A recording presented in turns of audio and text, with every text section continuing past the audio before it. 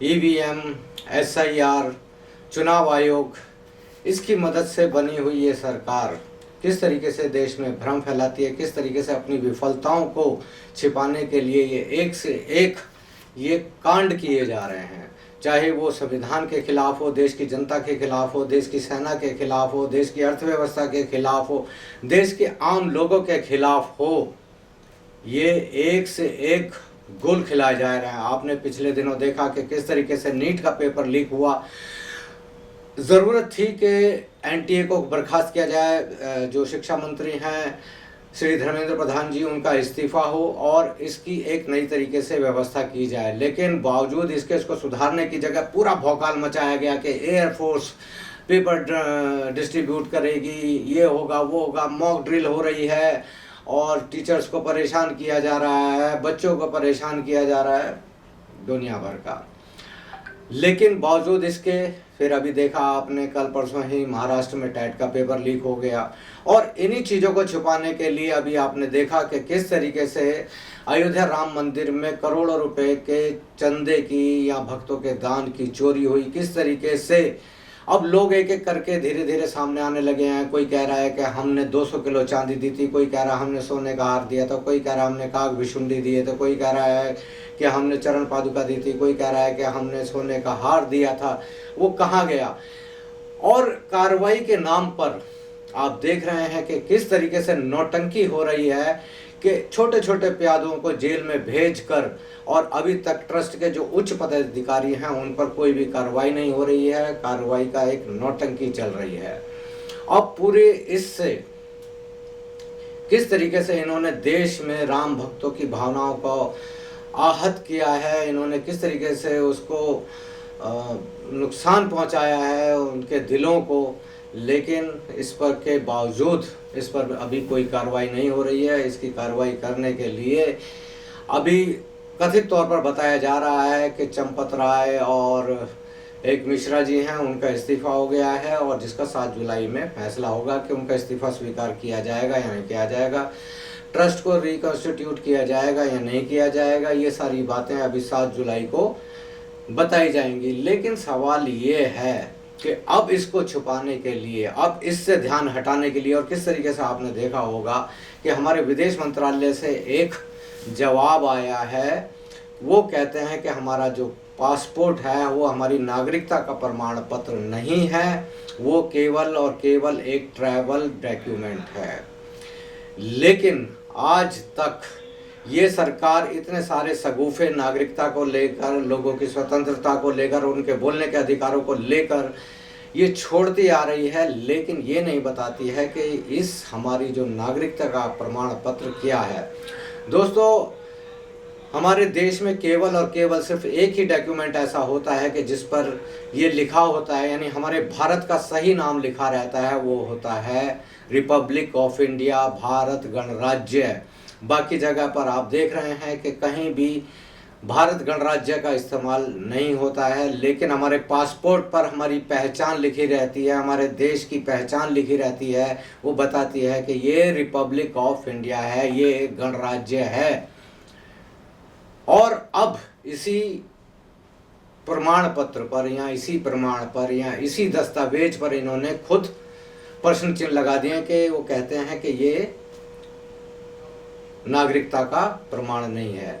लेकिन मैं इससे पहले, आगे जाने से पहले आपको बता दूं कि इस जो नागरिकता का प्रमाण है, ये पासपोर्ट एक्ट की कुछ कॉपी मेरे पास में है, जिसमें जब कोई एक्ट बनता है तो उसकी डेफिनेशन लिखी रहती है। तो मैं इसमें आपको पहले डेफिनेशन बताता हूँ। हालांकि पासपोर्ट हमारे यहाँ पासपोर्ट एक्ट 1920 में ही बन गया था, जिसको क्राउन देता था, यानी ब्रिटिश गवर्नमेंट देती थी।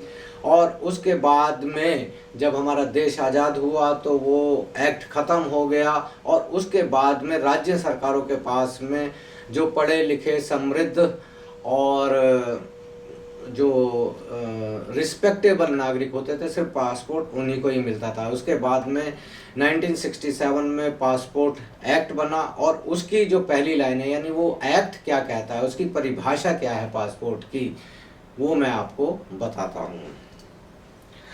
It's an act to provide for the issue of passport and travel documents to regulate the departure from India of citizen of India and for others person and for matters incidental or ancillary thereto। यानी भारत के नागरिकों को ही ये मिलेगा, या भारत सरकार अगर किसी को स्पेशल केस में अपना डॉक्यूमेंट देती है, पासपोर्ट देती है, तो ये उसको मिलेगा, लेकिन इसकी पहली शर्त यह है कि ये भारत के नागरिक को ही मिलेगा। और जब इसके हम आर्टिकल 6 में आते हैं तो इसके सेक्शन को हम देखते हैं। इसमें ये हमको बता रहा है एक्ट कि हम भारत में पासपोर्ट किसको नहीं मिल सकता है, that the applicant is not a citizen of India. इसमें साफ साफ लिखा है कि passport other than citizen of India को except the some special circumstances which has been mentioned by the government, by the executive powers time to time from the government of India।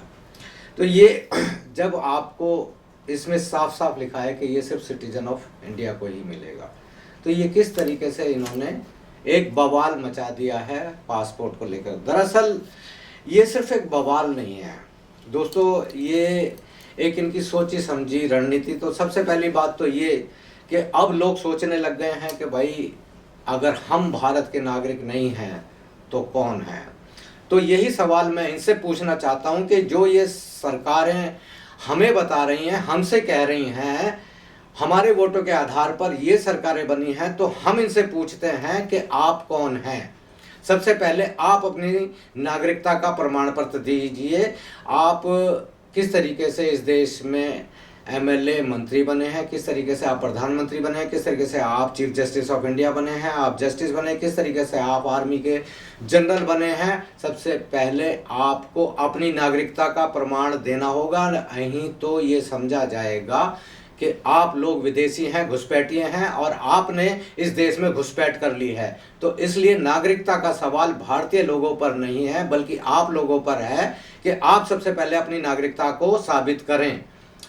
दूसरी बात ये कि इस पासपोर्ट के जरिए ये भी एक, पंजाब में चुनाव आ रहा है, 70% लोगों के पास में पासपोर्ट है, कुछ लोगों का आना जाना विदेशों से रहता है, वो वहाँ के नागरिक भी हैं और यहाँ उनके घर और पैतृक संपदाएं और संपत्तियां और परिवार उनके रहते हैं। तो एक बात तो ये हो गई कि एक चुनाव का एक तरीका हो गया, यानी ये एक तरीके का एसआईआर का तरीका हो गया। एसआईआर क्या है? एसआईआर भी एक मिनी एनआरसी है। एनआरसी क्या है? यानी अपने ही देश के लोगों को नागरिकता साबित करनी होगी, और अगर वो अपनी नागरिकता साबित नहीं कर पाएंगे जो इनके कानून है उसके अनुसार, तो उनको डिटेंशन सेंटर में डाल दिया जाएगा। एनआरसी जब शुरू में आई थी तो आपने देखा था कि रेवेन्यू डिपार्टमेंट का एक कागज मांग रहे थे ये लोग, जिसमें कि 1951 से पहले का रेवेन्यू डिपार्टमेंट का कागज चाहिए था, जबकि देश की 70 से 80% लोगों के पास में रेवेन्यू डिपार्टमेंट का कोई कागज नहीं था, क्योंकि आज भी देश की 80% जो वेल्थ है, संपदा है, वो मात्र 10% लोगों के पास में है, जमीनें या जो भी हैं। तो किस तरीके से वो लोग अपनी नागरिकता साबित कर पाएंगे, ये अपने आप में मुश्किल है। जब नागरिकता साबित नहीं कर पाएंगे तो एसआईआर में आपने देखा था कि इस तरीके से उनके वोट काट दिए गए थे। बिहार में भी हुआ, वेस्ट बंगाल में भी हुआ। और अब ये जो पासपोर्ट है, इस पासपोर्ट से ही जो थ्रेड है वो पीछे की ओर चलेगी।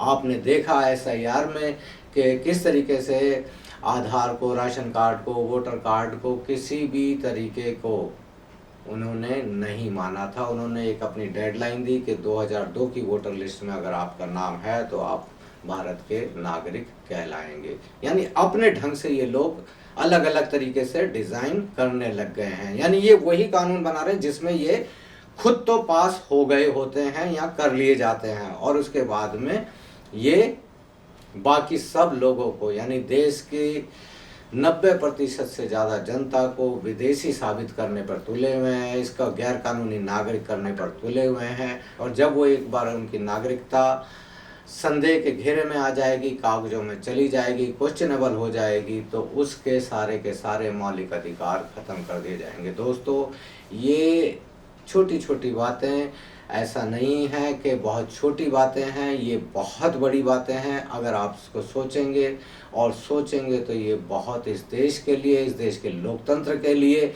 बहुत बड़ा खतरा है। ऐसा लगता है कि ये लोग हमारी सरकार नहीं है, बल्कि हम इनके नागरिक हैं, हम इनके रहमो करम पर हैं। एक ये राजशाही सिस्टम लाने की कोशिश हो रही है, जिसमें ये जिसको चाहेंगे वोट देने का अधिकार देंगे। यानी अगर हम इनकी नागरिकता लेंगे, यानी इनकी मेंबरशिप लेंगे, इनके कानूनों को मानेंगे, तो हम भारत के नागरिक कहलाएंगे, अदरवाइज हम भारत के नागरिक नहीं कहलाएंगे। ये एक बहुत बड़ा षड्यंत्र होने जा रहा है भारत की जनता के खिलाफ। तो ऐसे में हम लोकतांत्रिक तरीके से क्या कर सकते हैं, क्या नहीं कर सकते हैं, आप सभी लोग सोचिए।